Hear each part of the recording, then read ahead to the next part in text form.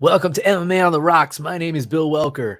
You are listening to episode 312 of the podcast. Unless you're joining live on Facebook, Twitter, or YouTube, subscribe on one or all of those channels. Turn on your notifications if you want to catch the show live, like right now. It's always fun when people join in live and troll me and try to make me laugh during the show. So join in on the fun. Try and do it. Today is Monday, May the 1st, for anybody keeping track. I usually put these out on Sundays. That's kind of been the ritual for the last 6+ years. But, Sunday's been more and more about family time lately. Kiddo's been staying up a little later than usual. These kids keep growing up. Apparently, if you keep feeding them, they keep getting older and bigger. But in any case, here we are, Monday night. Lots to talk about. Lots of combat sports going on over the weekend. Big card coming up next weekend.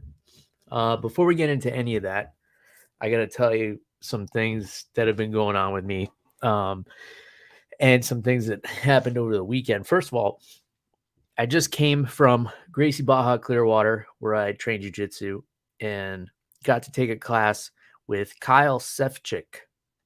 I hope I'm saying his name correctly. Hickson Gracie black belt visiting from Maryland. He has a couple of gyms up there.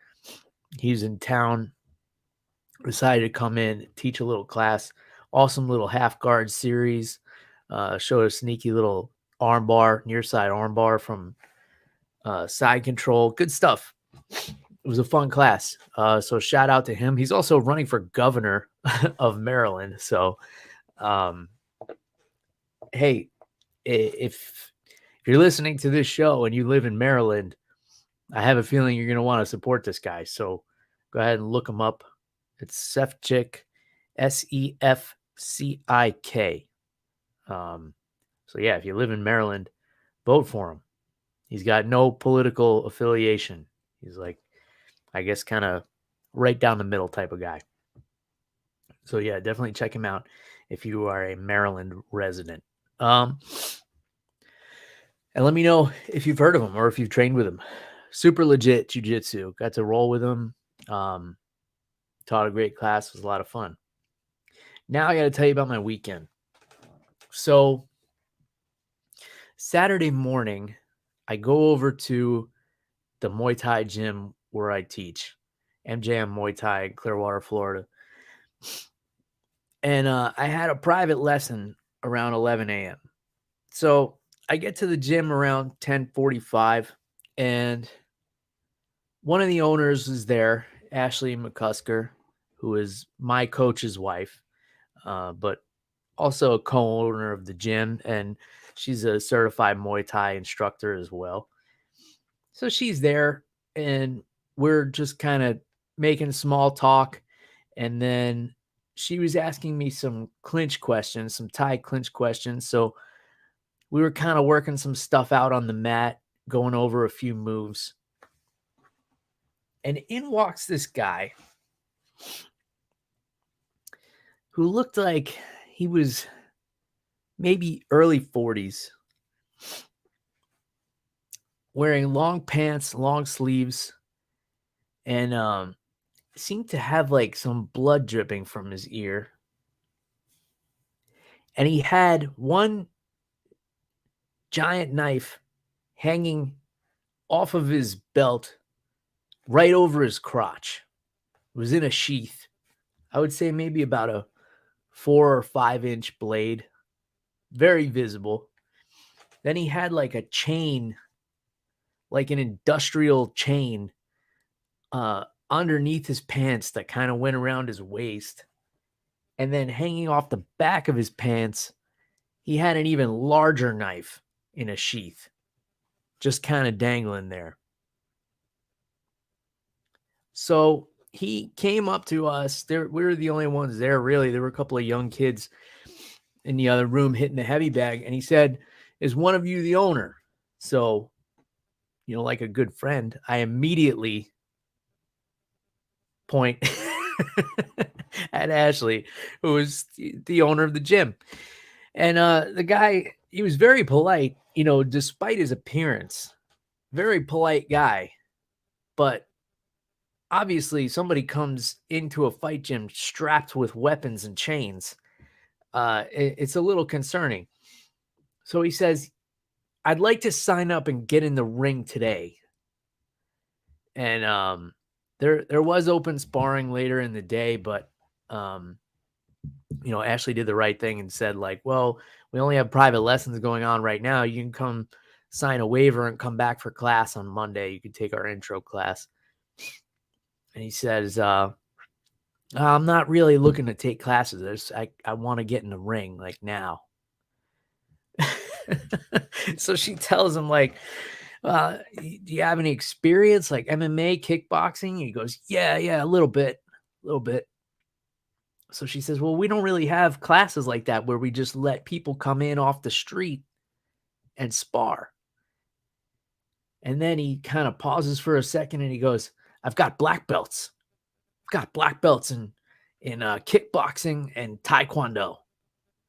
And she was like, oh, that's great. But, usually we have people come take our intro class and we rank them through our system and we determine if they're ready to start sparring. You can come sign up for a 7-day trial and come back for a class. And, we'll make sure you're ready to do it safely. We're a family run gym. We want to make sure there are no incidents, and, letting people come in off the street and just start sparring is not something that we do here. So he was a little reluctant still, but he was like, all right. So he goes to the office to sign a waiver. And I don't know why, but I just had an instinct that I should probably go with them just in case. In case I had to be a witness of anything. So he starts filling out the waiver, and it asks for standard information like your name and your address. And he's like, I don't really want my information out there. Am I going to have to show you ID? And she says, yeah, that's kind of the point of the waiver. So we know that you're putting all the correct information in the waiver. He's like, well, can I just leave this blank? And she says, no, it's a liability. We're a combat sports gym. We need your information so we know who you are. And he just goes, I'm going to have to pass. And he just leaves and walks off into the sunset. I mean, there was no sunset. It was 11 o'clock in the morning. But, knives swinging as he's walking away. I don't know what he was looking to do. I mean, the guy was in long pants and like a button-down shirt, like a flannel shirt. So I don't know if he was like needing to borrow gear and like just or just wanted to fight one of us. I didn't know which way this was gonna go. Luckily, it ended in a very civil fashion. Like, no weapons were drawn. Police didn't have to be called, anything like that. But I gotta say, I've been around fight gyms for a long time. Not counting wrestling. I've been around MMA gyms about 11 plus years now. This is definitely a unique situation. I mean, I don't get me wrong. I see tough guys come in all the time, like looking to spar on their first day. And, sometimes they come from other gyms or, you always have the guys that are, I've had 100 street fights and, you don't know what I'm capable of. Sometimes I just see red and then people get hurt. And you always get those guys, and those guys always, they stick around for a couple of weeks. They're usually like vomiting after their first workout. And then they get hit hard a couple of times and they usually don't come around. I gotta say, I've never seen anybody come in like armed off the street, already bleeding, with a very, very suspicious demeanor and line of questioning, and apparently black belts. I know he just had to like, I guess he felt like that was his last bargaining chip to like get in the ring. Like at that moment, that I guess he just needed to hit somebody, which, you know, if you're listening to this show, I think we can all relate to that. You know, we've all had those moods. However, when I have those moods, I go hit like a heavy bag or something.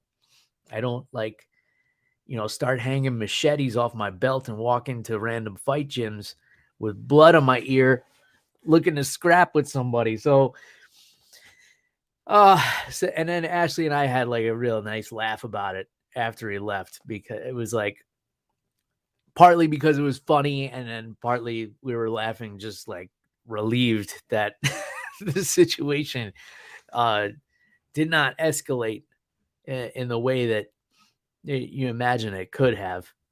Mark Fellows says, so meth is a big problem in Florida, huh? Yes, meth is a regularly available drug here in the Sunshine State of Florida. I don't know if this guy was on anything or not. And usually I'm pretty good about being able to tell. I mean, he had like a couple of signs that he was maybe on something, but was able to carry a conversation. He had a goal in mind, and he was working towards getting to that goal in a very civil fashion. So I got to give him that. But man, it's the kind of thing like it could have gone south in a hurry, and I'm glad it did not. So cheers to that. Just telling this story, I had to have a little drink on a Monday night. Usually don't drink on a weeknight, but I just poured myself a little bit here, just a little sipper to get me through this episode, get me through telling that story and talking about bare knuckle boxing and UFC and everything else. But poured myself a little bit of my favorite bourbon, which is Old Forester Single Barrel. Really hard to come by here in Florida.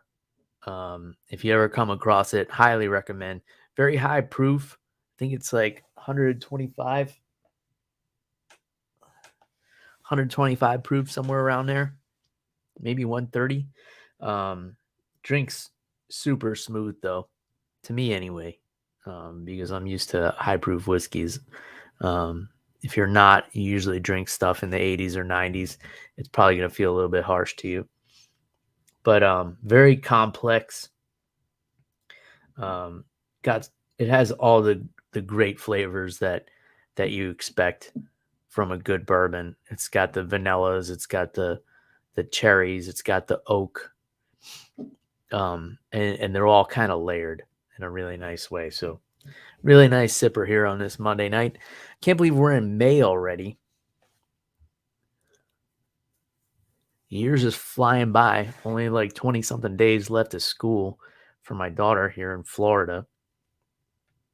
And the next couple of weekends are going to be interesting as far as doing this show and as far as trying to watch the fights. Next weekend, I'll be in Orlando. So the family and I, we decided, you guys know I go to Disney World quite a bit because my daughter's 5 and we live close by. So it's just we have annual passes. It's just a good time. But we decided to let our annual passes expire.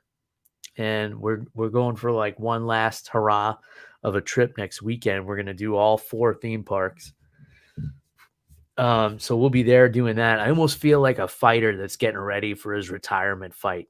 It's like I'm excited about it, but at the same time, I just don't have the same zest for it that I used to. But yeah, we're going to let the annual passes expire this time. They expire this month.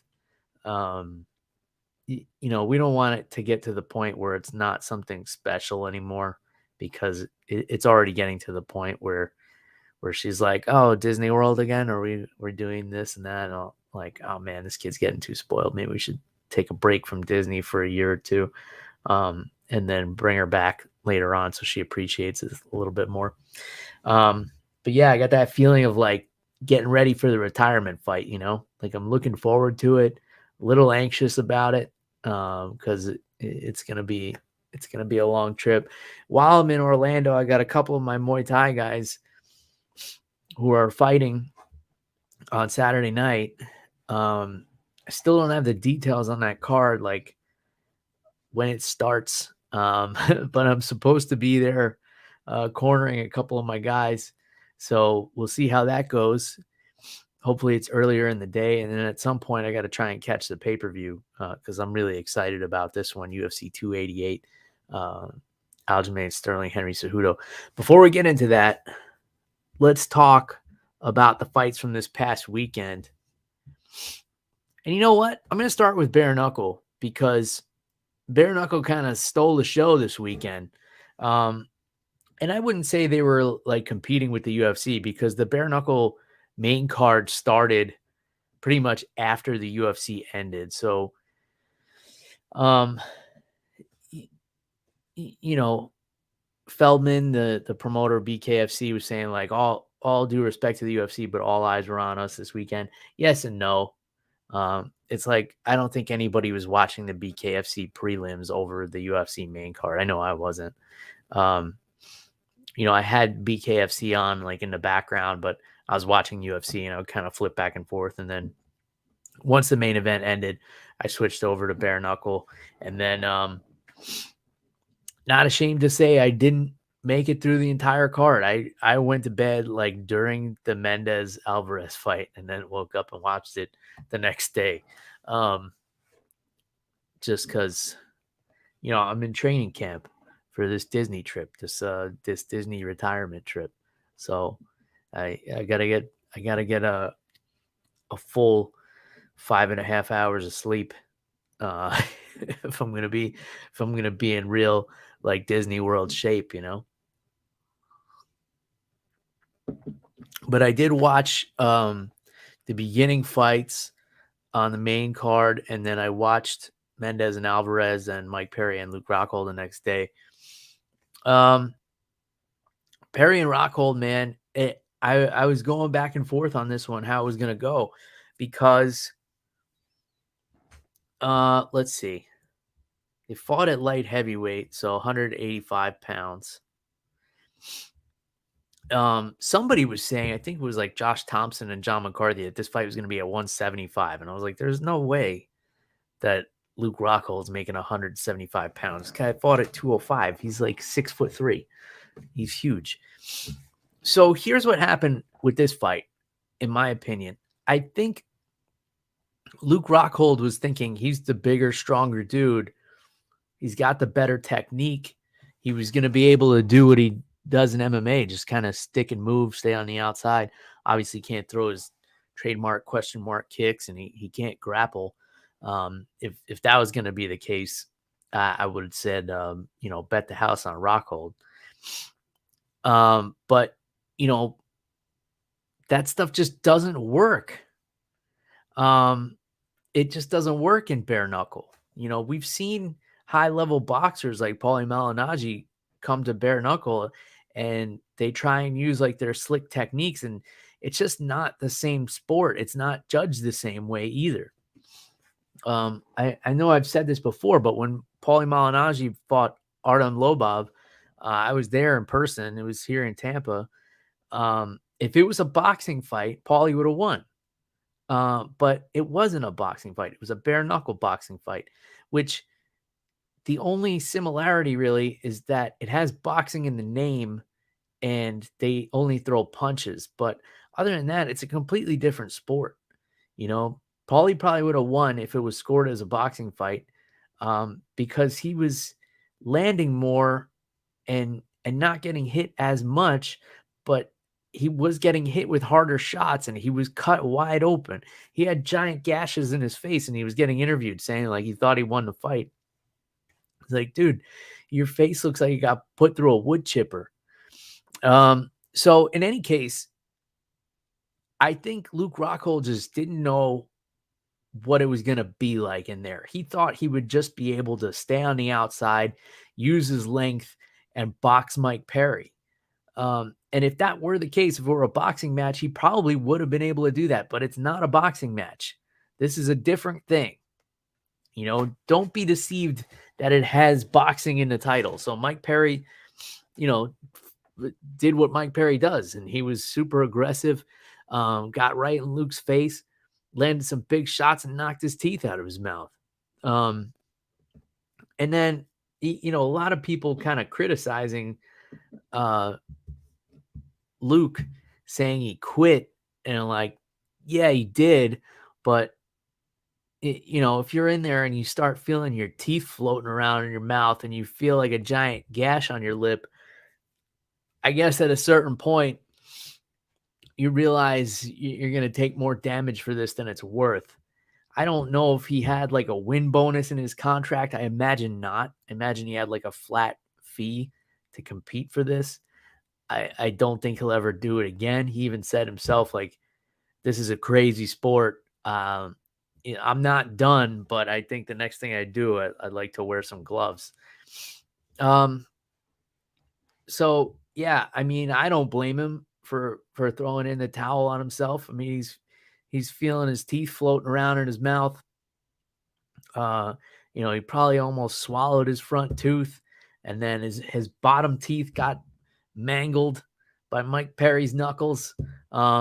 So there you go. And then for some reason, Mike Perry calls out Conor McGregor, who's in the audience, and he gets in and they have a little face off, which I'm sure Feldman loved, and I'm sure BKFC loved because it got them a lot of hits on social media.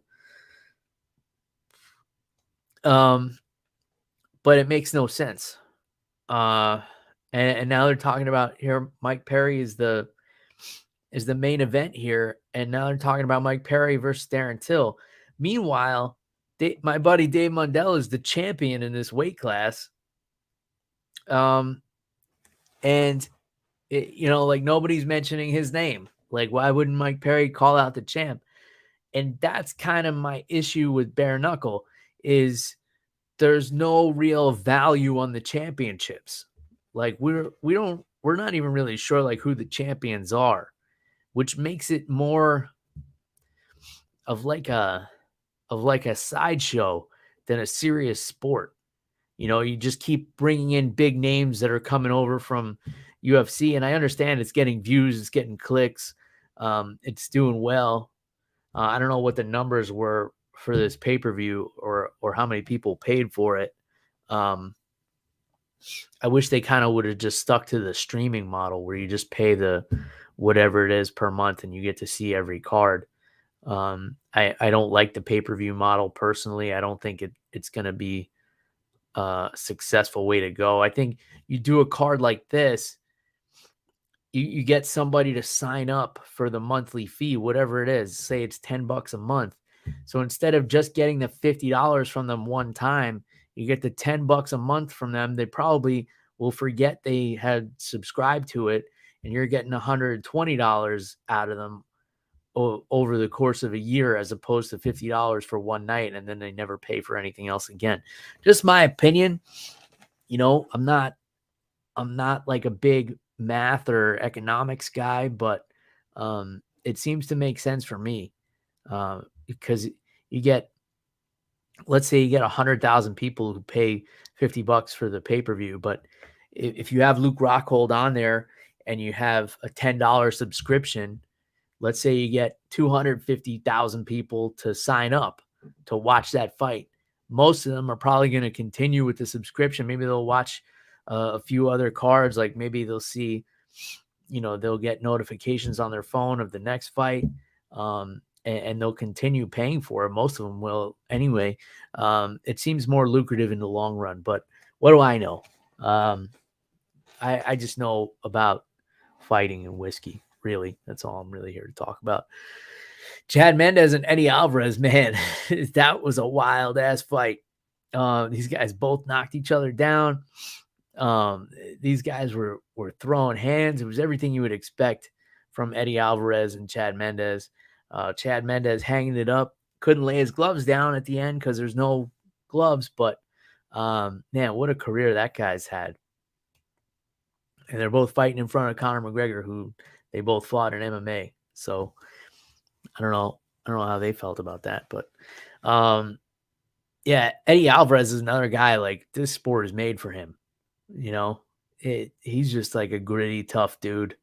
Um, so I imagine he can do well in this fight. I don't know for how long. Like, I don't think the shelf life is very long for anybody in this sport because there's no way you're not taking damage. Even if you knock somebody out, you're walking away with at least like severely bruised knuckles, if not broken hands. Um, that's even what Mike Perry says. Is I just let people break their hands on my face. This sport is made for people with that kind of mentality. Then we had the champ Ferreira defending her title against the former champion Beck Rawlings. She was the champ, and then I believe she gave it up and went back to MMA, fought in Bellator for a little bit, went like 1-2 over there, something like that. But here's what I'm talking about. Like, you have a championship fight on this card, and it's not the main event. And I understand why. And obviously, you have the name value from the four former MMA stars. You got to put that at the top of the bill, but like, just again, no value on the championships, anywhere else, like even in the UFC, even if there's lesser known female athletes, if it's for a championship, they're the main event, unless, there's a higher weight class championship for the guys on the same card. But this was a good fight for as long as it lasted. Unfortunately, it ended with a cut. Beck Rawlings obviously willing to continue, but the referee didn't let it continue. She had like a really bad cut. I think it was over her right eye. It was like a huge flap of skin hanging, and just wasn't safe to let her continue. Ben Rothwell made his was his BKFC debut? I don't even know. Let's see here. Yeah, BKFC debut against Josh Copeland. I think it's Josh Copeland. Yes, Josh Copeland. More competitive than I think a lot of people thought it was going to be. I think a lot of people thought Rothwell was just going to steamroll this dude. But Copeland got on the inside and he landed some big shots. He had Rothwell's right eye swollen shut almost. He looked like more of a big scary ogre than he normally does. But at the end of the day, Rothwell just obliterated this dude and was able to put him away in whatever round it was, the third round maybe. And then he calls out Alan Belcher, who I guess is the heavyweight champion of this thing. But again, it's hard to tell who the champions are because there's not much value on it. But I guess Alan Belcher, who, if you'll remember, was in the UFC at 185 pounds. He was much less ripped. Now he's friggin' jacked. I don't know if you've seen pictures of Alan Belcher lately.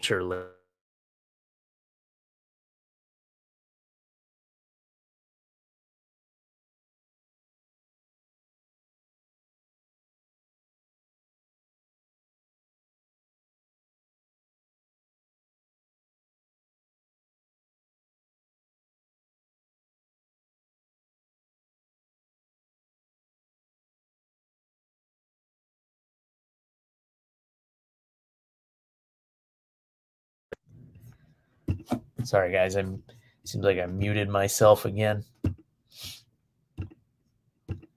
And okay, we're back. Yeah. Every time I touch this microphone, it comes unplugged. I got to get a new cable for it or something. But yeah, much different physique on Alan Belcher. If you see him in the UFC and now versus in bare knuckle, bare knuckle boxing. I don't know, man. He's just been eating his Wheaties and doing some push-ups. But here he was, 185 pounds. And this is just for those of you watching on YouTube or Facebook or Twitter. Here he is, 185 pounds in the UFC. Good shape, good fighter, solid. But man, what a monster he is now. So he's the heavyweight champion, apparently. So Ben Rothwell called him out. Sure. Why not? Let's do it. I didn't even know who the heavyweight champion was until Ben Rothwell announced it. So Why not? And Ben Rothwell declared himself the real bare knuckle boxing heavyweight champion. Sure. Why not? This is how much the BKFC belts mean. Conor McGregor has one, and all he did was sit in the audience. But he showed up with a BKFC belt. So it's like, whose line is it anyway? The points don't matter, and whatever else they say. BKFC, the belts don't matter, and people's teeth get knocked out of their head. Come watch. $50 for the pay-per-view. And there you have it. All right, let's talk about UFC.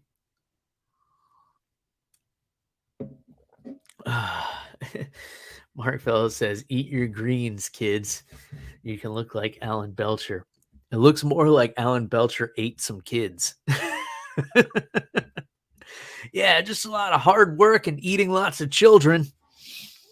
And, lifting some weights occasionally. But mostly eating children. They're high in protein, All right, so UFC, what was this? UFC Vegas 72.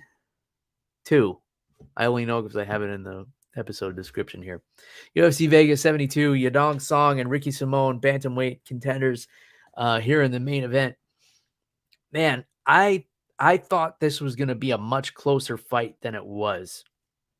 Yadong Song was pretty much in control the entire time.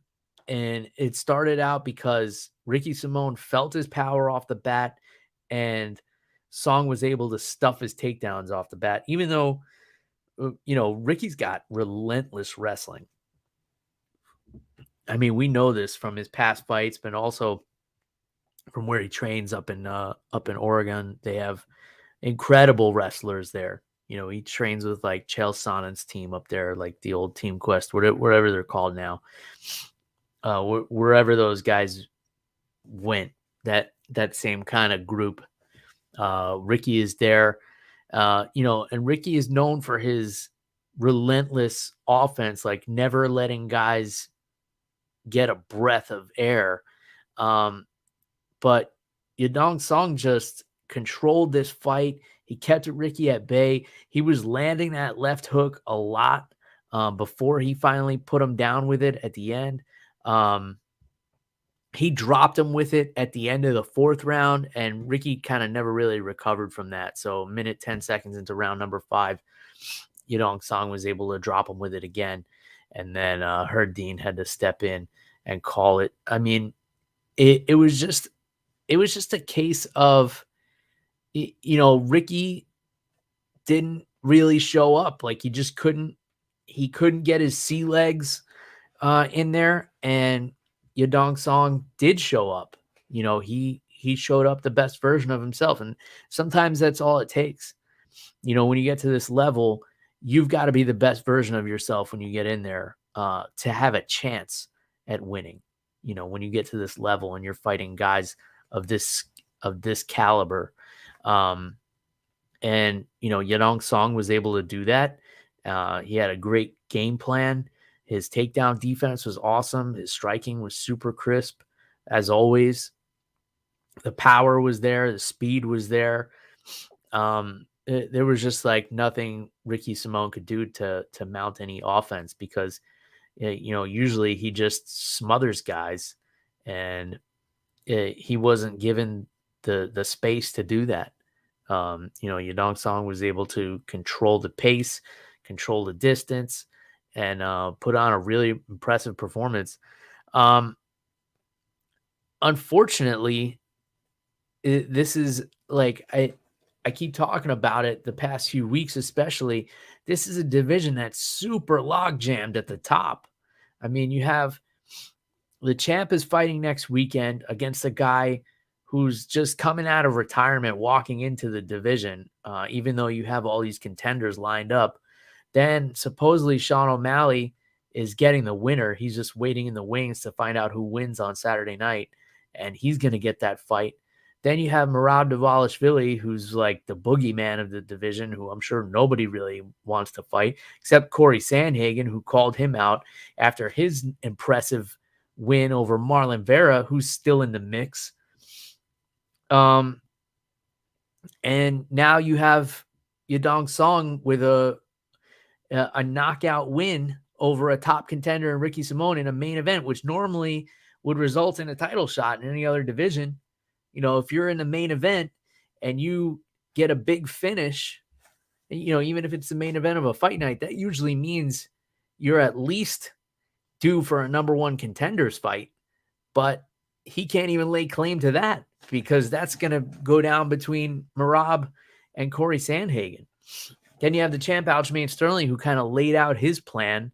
He said he wants to get through Cejudo, then he wants to fight Sean O'Malley, and then he wants to move up and challenge Volkanovski, which I think may even be one or two fights too late. You know, I think Aljamain is such a big bantamweight. You know, it's just time to move up.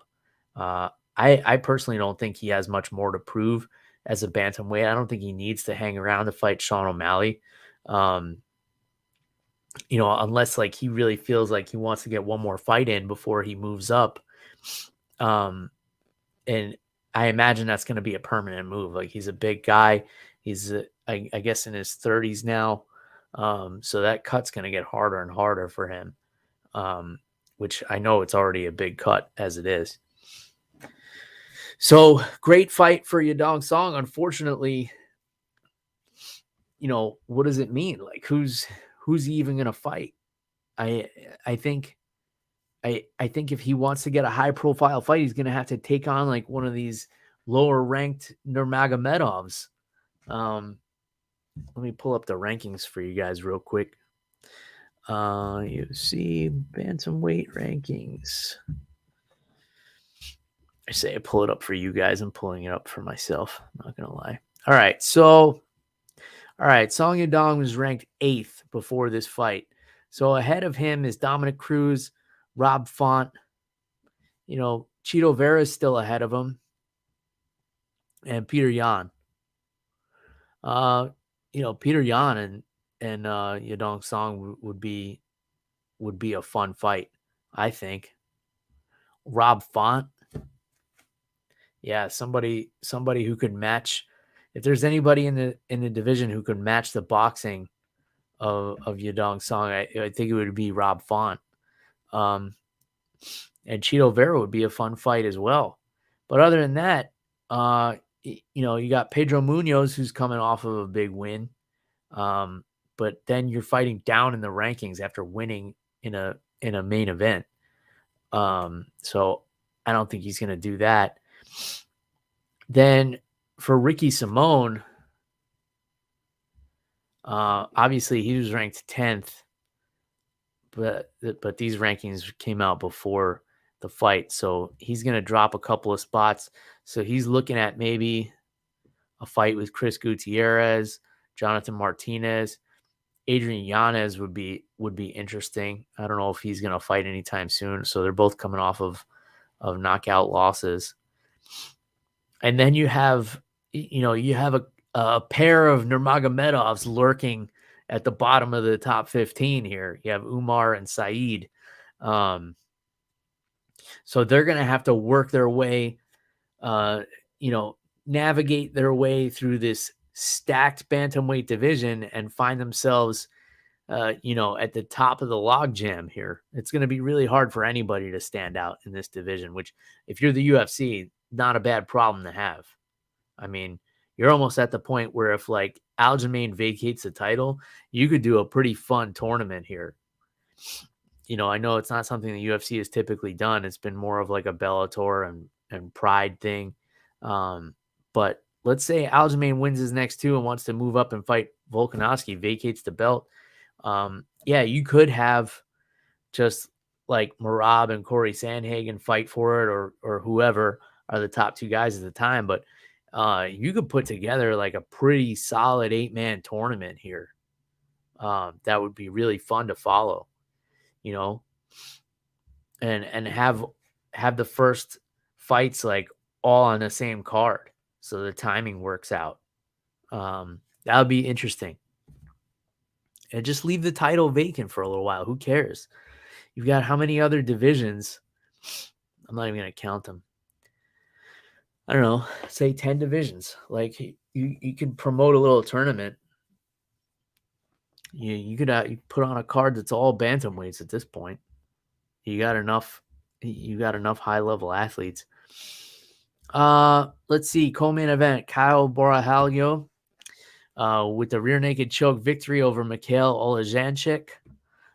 This was a fun fight, and then Borralho hit that nice double leg in the second round, and was able to just smother Oleksiejczuk, who's a really solid fighter. Borralho was really excited at the end of this one. I guess he's been listening to criticisms of himself that he's not a finisher or whatever people were saying. But it seemed like mostly him in his own head about it. So he was glad that he was able to get a finish in this co-main event. He looked good. I thought he looked good. Is he ready for like a top 15? Let's see. Because I don't believe Oleksiejczuk was ranked.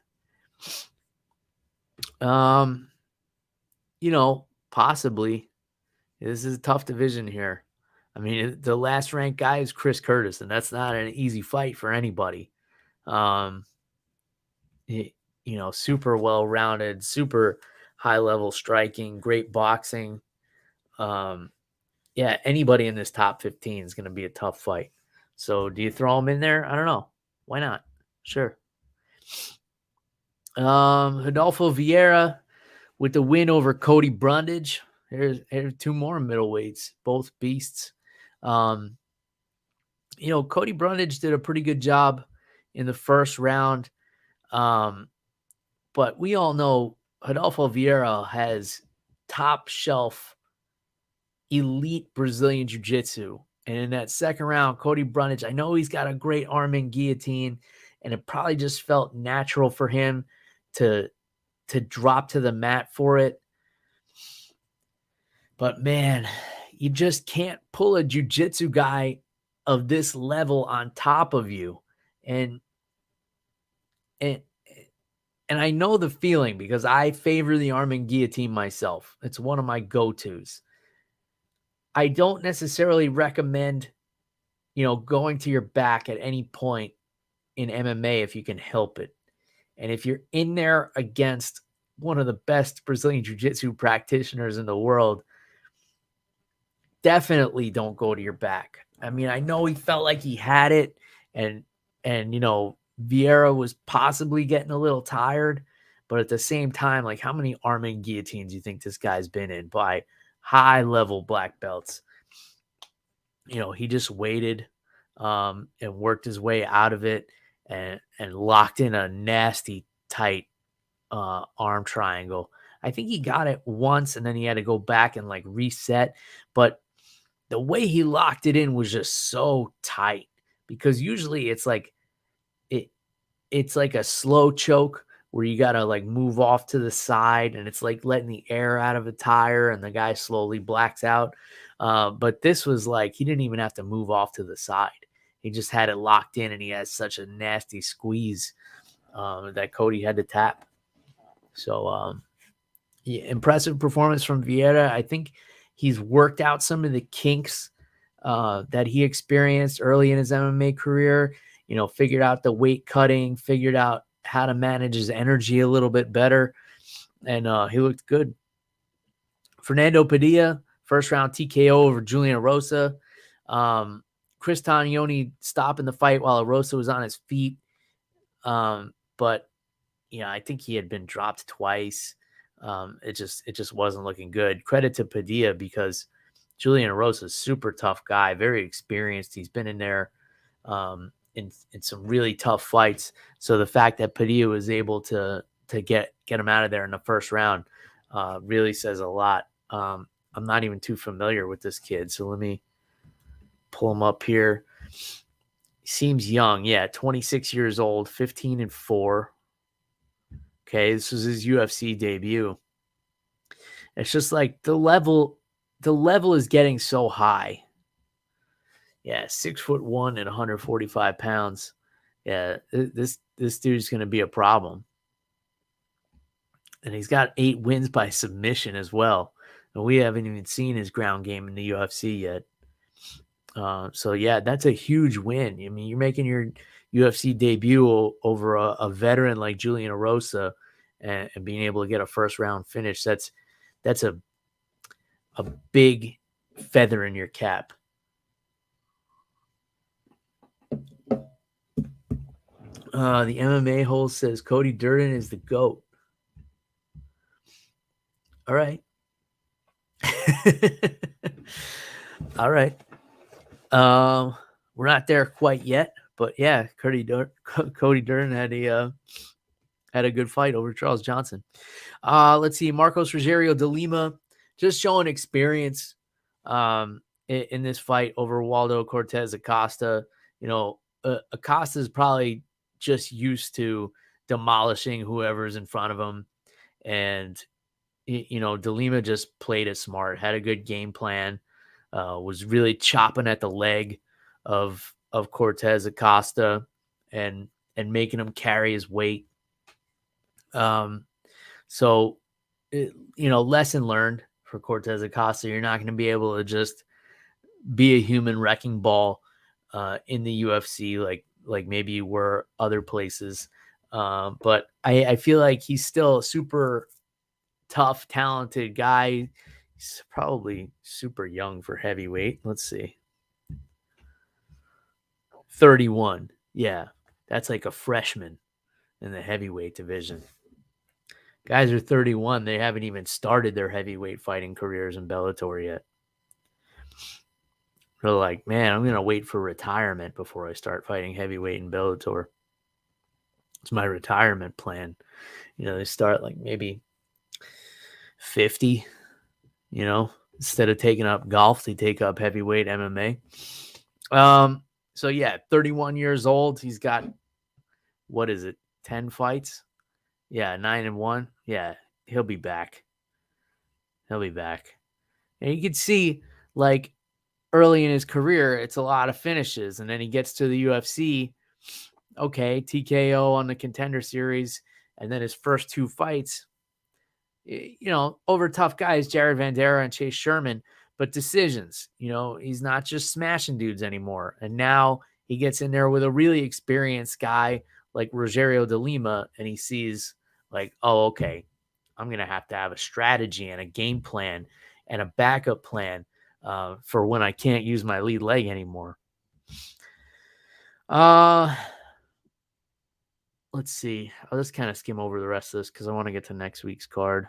Trey Waters, unanimous decision over Josh Quinlan. It was a good fight. You know, Quinlan took a lot of damage, kept on coming. Martin Buday, decision over Jake Collier. This one was pretty one-sided. Cody Durden, tough win over Charles Johnson. You know, just kind of toughed it out. This fight was interesting. Irina Alexieva with the knee bar submission over Stephanie Egger. This was nice, guys. If you didn't catch the beginning of this, and I think Alexieva missed weight by a lot, by like 5 pounds. So she weighed in at 140. It was a catch weight, so I'm sure she lost part of her purse. So, you know, shame. But this knee bar was pretty slick. She found herself on the bottom and then rolled into the knee bar. And 2 minutes into the first round, it seemed like this fight lasted a little bit longer. But Alexieva on the feet is a problem too. You know, she was throwing some bombs to the point where Egger had to engage in the grappling. And then Alexieva was like, all right, cool. Let me snatch this knee bar real quick. You know, very uncommon for the ladies to go for leg locks. I believe Mackenzie Dern has the first leg lock submission in female UFC history, and that was all but a year and a half ago, something like that. I don't know. Get it. One of you stats people correct me on that and let me know. But it wasn't that long ago, so that was impressive. Marcus McGee Submits Journey Newsom. This was a catch weight because it was a last minute replacement. Journey Newsom was supposed to fight somebody else. The name escaping me right now, but Marcus McGee stepping up on short notice, sets up the catch weight, goes in and gets a submission. You got to stay ready. Come in there and get a big opportunity like this, and Marcus took advantage of it. And then Jamie Lynn Horth, unanimous decision over Haley Cowan. Pretty solid card overall. Fun night of fights. It was a fun night of fights, even though I didn't make it all the way through bare knuckle. I watched it the next day, so it was a fun weekend of fights for me. I got to extend the fun. All right, let's get into this real quick. Wait, before we talk about next week, let me just tell you guys, because I always do this at the end. I forget to talk about it. If you want to grab some MMA on the Rocks merchandise, our friends at Team Reaper still making our t-shirts, tank tops, and hoodies. Reaper1.co is the website. You can use the promo code MMARocks10. Save yourself 10% on your entire order. Full disclosure, any money I make off of merchandise, I will spend on alcohol. So you'll be fueling my whiskey habit if you purchase merchandise.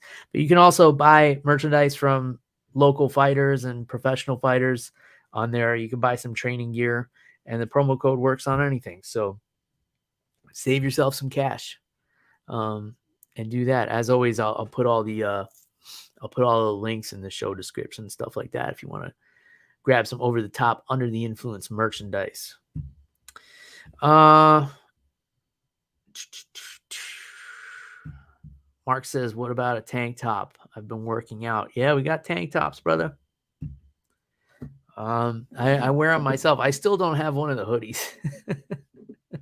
It's been, I don't know how long it's been, maybe 2 years since I've had these hoodies out on the website. Still don't have one. I should probably reach out to Team Reaper and grab a hold of one. I never feel a need to own a hoodie because I live in Florida. But I do travel quite a bit. It would be smart of me to have one, throw in my suitcase and wear when I go places and promote the show, which I'm horrible at. I need to be better about promoting this thing.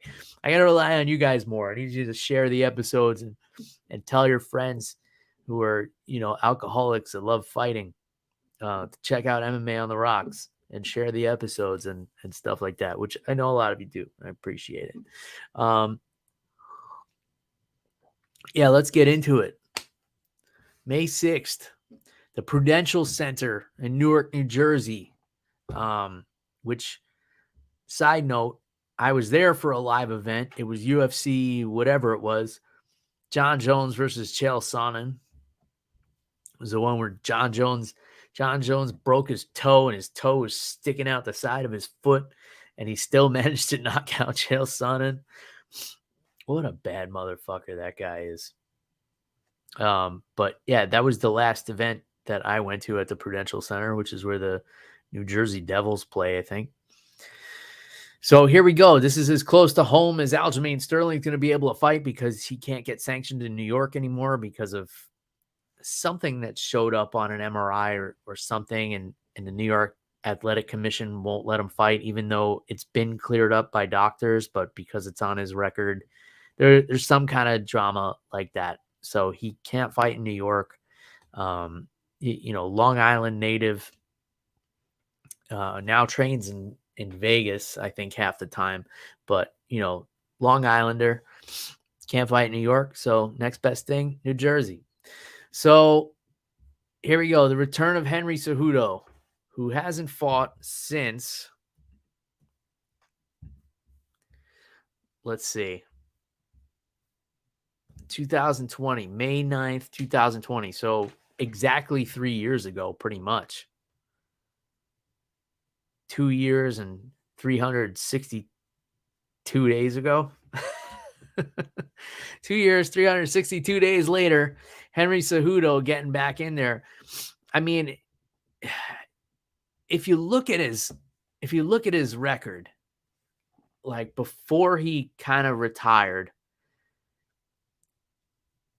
TKO over Wilson Hayes, beat Sergio Pettis, beat Demetrius Johnson in a rematch, which was a super gritty performance. If you remember, he took a low leg kick in like the first round, basically couldn't stand on his leg and had to wait like a whole round to shake it off. Still comes back and wins a split decision. Then he TKOs TJ Dillashaw, who dropped down to 125 pounds. Then he moves up to 135, fights Marlon Moraes, takes a big shot in the beginning of that fight, almost gets knocked out, comes back, toughs it out, gets a TKO over Marlon in the third round there. And then he beats Dominic Cruz, like fairly handily. Of course, there was the whole thing with Dominic Cruz where he said Keith Peterson smelled like alcohol and cigarettes, and he should have never stopped the fight. That was one of my favorite. I usually don't like fighters making excuses when they lose, but Dominic Cruz saying that Keith Peterson smelled like alcohol and cigarettes is one of my favorite lines in MMA history. So, yeah, man, I think if it was that Henry Cejudo who comes off of the Dominic Cruz win and is fighting this Aljamain Sterling, we're having a different conversation. He was 33. He was in his prime. Now he's been out of there for 3 years. He's just been doing his cringy social media tour and kind of teasing a comeback for the longest time. Traditionally, this doesn't work out well for guys. I mean, he's coming back at 36 years old now, 3 years away from the octagon, left in his prime. I'm sure he's been training the whole time. He got a little fluffy right after he retired, but then he got it back together. And he's been like, smoking weed with Mike Tyson, whatever else he does in his free time.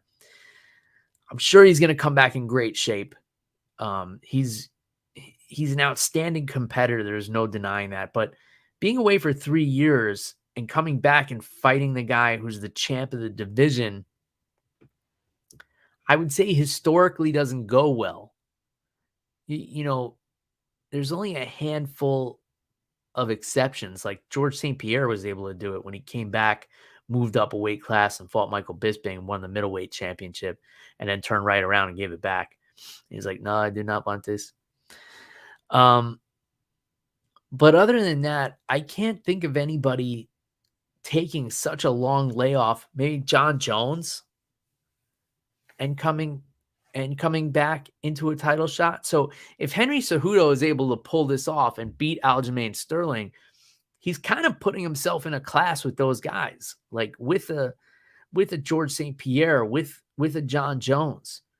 Because I can't think of too many more fighters who have taken a long layoff, come back into like a main event or like a championship level fight and won. And you're talking like at this weight class, the difference between a 33-year-old and a 36-year-old is a big one. The age matters more the lighter in weight you go. And now you're looking at a 33-year-old Aljamain Sterling who's really in his prime. He just absolutely destroyed TJ Dillashaw, which, okay, so did Henry Cejudo. He mangled Peter Yan in the rematch. I know it was a split decision. Shouldn't have been. It was an easy to score fight, in my opinion. Stayed on Peter Yan's back. Then, before that, there was the whole first Peter Yan fight with all the drama. Let's leave all that in the past. So here you have a guy who's really in his prime. He's the champ. And a guy who's coming back after a 3-year layoff. I got to tell you the truth. I would lean towards Aljamain Sterling in this fight. Just because he's kind of at the point that Cejudo was at when he left. And then Cejudo went and took 3 years off. If you look at the wrestling, I mean, on paper, there's no comparison.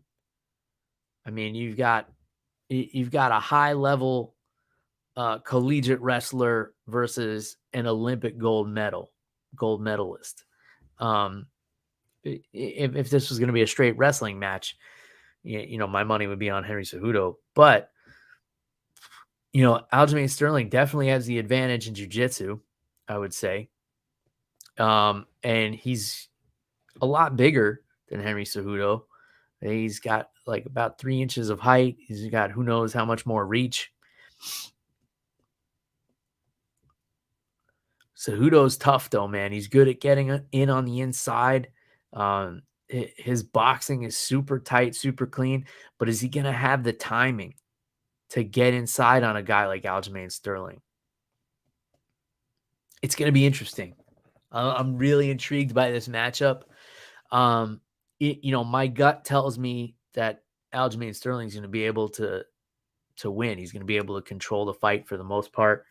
Might get taken down, but I don't know that Henry Cejudo can hold him down.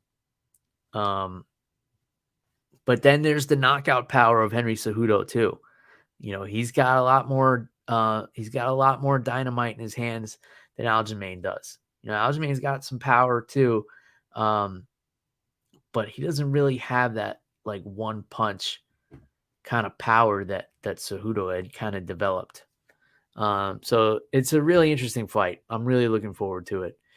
Then the co-main event, we have Belal Muhammad against Gilbert Burns. So this fight was just kind of thrown together. I guess the UFC needed a co-main event for this. Obviously, Gilbert Burns just fought, and Belal Muhammad just went through Ramadan. So I'm sure all you guys are familiar. I don't mean to condescend to you with what Ramadan is, but basically he's got to fast all day. So he can't eat, he can't drink water. So that kind of severely limits your training. And a lot of people think like, well, if he's fasting all day and he doesn't eat until sundown, like maybe he's going to lose a lot of weight. From what I understand, a lot of these guys who are fighters anyway, what they'll do is they fast all day and then they'll kind of train at night. And then after they train, they'll kind of gorge themselves and they end up actually gaining weight, which doesn't seem to make a whole lot of sense. Like if you're burning all these calories doing MMA training, but you're not training like 2 and 3 times a day.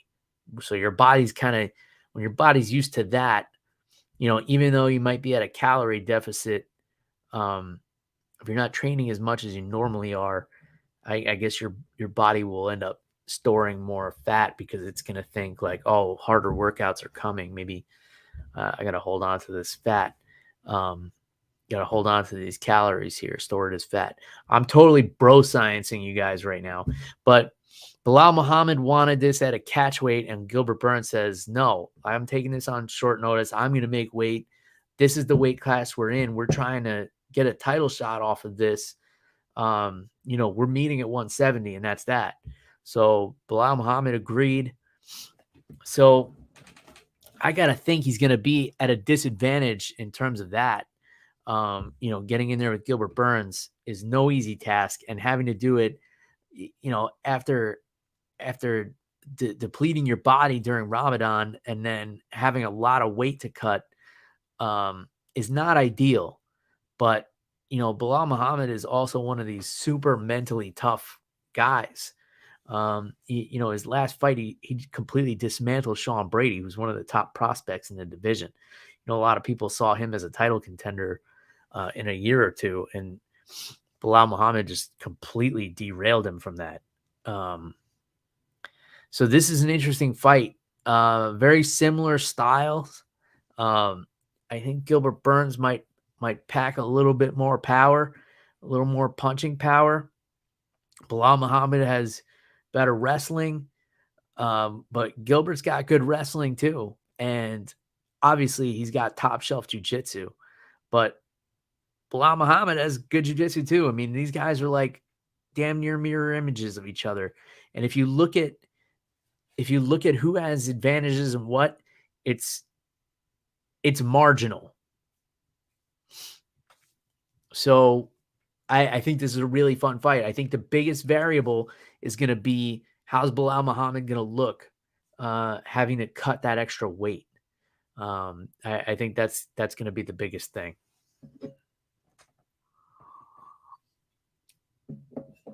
Then we got Jessica Andrade versus Xiaonan Yan. This is an interesting fight. Jessica Andrade, of course, coming off of that upset loss in her last fight where she got submitted by Erin Blanchfield. So she's looking to redeem herself. I would feel sorry for anyone getting in there with an angry Jessica Andrade who's looking for redemption. And Xiaonan Yan coming off of a decision win over Mackenzie Dern. So yeah, that's a fun fight as well. Then, where am I here? We got Movsar Evloev against Bryce Mitchell. This is a really exciting one. So Evloev undefeated, just a nasty grappler. But we know Bryce Mitchell is as well. Evloev undefeated. Bryce Mitchell coming off of his first loss in his last fight to Ilia Topuria, got submitted there. Man, if you get submitted in your last fight and then you're looking to redeem yourself and they tell you got to fight Movsar Evloev, that's a tough draw, man. This dude is a fucking mauler with the wrestling.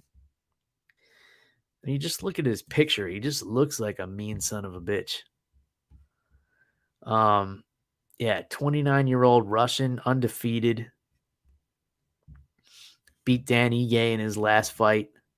But that was almost a year ago. I don't know what's going on with this guy. I don't know if he's had injuries or whatever the case, but his last fight was in June of last year against Dan Ige. So, we'll see, but I'm sure it's because he was doing things a smart way. But man, if you're Bryce Mitchell, you're like, oh man, I got submitted in my last fight. I really got to get back on track. I got my grappling. All right, who are you going to give me? Oh, the undefeated Russian who just mauls everybody with his wrestling. Oh, great. Great. I guess I'm not going to be able to play to my strengths too much. Maybe I'll try and stand with this guy.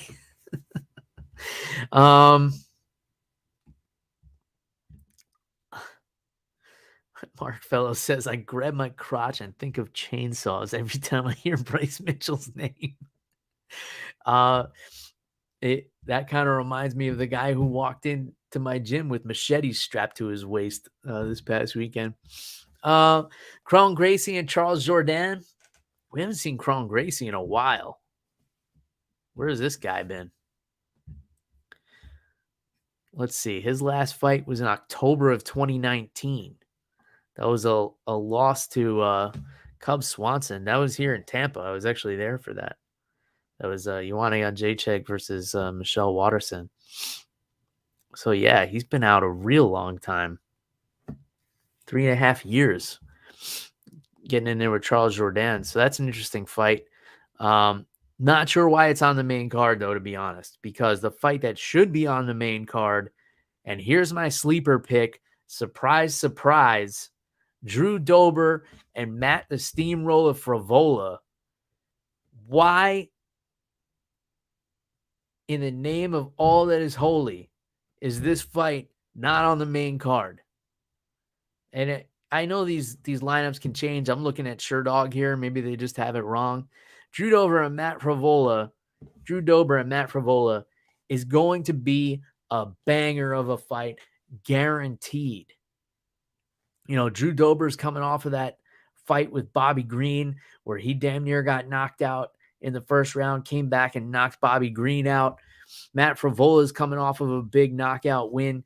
These guys both are ferocious. They both have excellent striking. And they're both like just dogs. They're just dogs in there. These guys, both of them have no quit in them. They're just going to swing until somebody drops. Obviously, you guys know where my loyalties lie. Matt Frevola is a buddy of mine. I'll be rooting for him no matter what. But I am a fan of Drew Dober, and I'm a fan of exciting matchups. And this is one of the most exciting matchups, not just on this card, but this year. And I'm not just hyping this up because this is my buddy. I think this is such an awesome fight. It really is. The style of these two guys just matches up so well. And they're both well-rounded too. Don't get me wrong. Frevola can wrestle. Drew Dober can wrestle. They both got submissions. But we know what they're both going to get in there and do.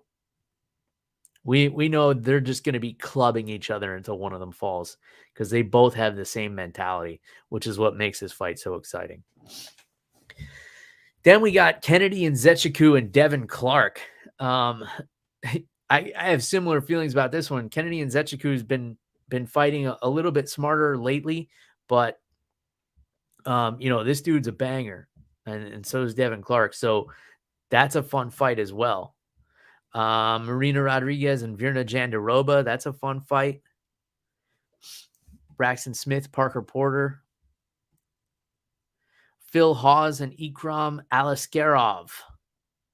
All right. Phil Hawes is an exciting fighter. So that'll be cool. Rafael Ramos Estevam against Zalagas Zumagulov, which is one of my favorite names to say. And he's an exciting fighter as well. So that'll be a fun flyweight matchup. This is good. This is a great card. It really is. I got to say, if they bump Matt Frevola up to the main card, I'll buy this pay-per-view. Otherwise, I'll just read the results. But yeah, if Frevola is fighting for free on the prelims, then UFC is not getting my money. So do with that information what you will. But I'm just stating it here that they're not getting a dime from me if Matt Frevola and Drew Dober are not on the main card. But if they are, I will pay the $900 or whatever it is they're charging for a pay-per-view now. Because the pay-per-view prices are getting pretty obscene, at least here in the States. I don't know what they're charging globally, but I think it's like $80 now, and then they got tax and surcharges and whatever else on top of that. Plus, you have to be paying the $8 a month for the ESPN Plus, whatever it is. So it's like I'm gonna be sitting in a hotel room in Orlando, Florida, like, should I spend this money on my family at Disney World tomorrow, or should I pay this $957 for the UFC pay-per-view? If Frevola is bumped to the main card, like I said, I'm gonna be like, sorry, honey, sorry, Ariana. Like, I guess we're not eating tomorrow at Disney because I gotta pay for this pay-per-view. I need to spend the money if my boy the Steamroller is on the main card, and that's just how it is. In any case, this was a fun episode. I wish Jeff could have joined because I really wanted to have somebody to bounce that beginning story off of the gym invasion that almost happened to me on Saturday. The situation that could have escalated, but luckily it didn't. But Jeff wasn't feeling so good. He's got some allergy issues, which I know are bugging a lot of people. Normally would be bugging me this time of year, but knock on wood, I've been doing allergy shots for the last 7 months or so, and I feel like it's paying off. I get weekly allergy injections for the past like half a year, a little more, and seems to be doing the trick. Normally, I would have had like 2 sinus infections at least by this point in the allergy season, and hasn't really hit me yet. So I guess it's paying dividends. I don't know how the episodes are going to go next week because I'll be in Orlando. I'm going to try to get one in while I'm there. If not, I'll do it Monday night when I get back. Or maybe it might be pushed to Tuesday. Then the following weekend, my parents are going to be in town, and we're taking a little trip with them to Sarasota. Got my mom tickets to see Tom Jones for Mother's Day in Sarasota, Florida, which is about an hour south of here. So they're flying down. We got a little Airbnb. My mom is a Tom Jones fanatic. I don't know if you guys are familiar with Tom Jones, but if you watch the Fresh Prince of Bel-Air growing up like I did, even though I'm no longer a fan of Will Smith, I did love that show as a preteen and teenager. The song that Carlton used to dance to, "It's Not Unusual," that's Tom Jones. So he's like a crooner, blues rock singer from Wales. My mom's been obsessed with him since she was like 19 years old, and she's seen him in concert, I don't know, countless times. So got her those tickets for Mother's Day. And yeah, it's going to be a fun time. Got a little Airbnb down in Sarasota with a pool and stuff. So going to hang out with the family. I'm not going to the concert, for the record. I just got the tickets for my folks. I have no interest in seeing Tom Jones. I grew up listening to his music. I think he is wildly talented, but he's just not my cup of tea. So that's that. It's not unusual, folks. It's not unusual for me to drink whiskey and talk about MMA. Thank you all for tuning in. Thanks for sharing the podcast. Thanks for your comments. Thanks for your feedback. Thanks for your criticism. Thanks for encouraging me to stay over the top and under the influence. That's all I got, folks. So until next time, cheers, everybody. Goodbye.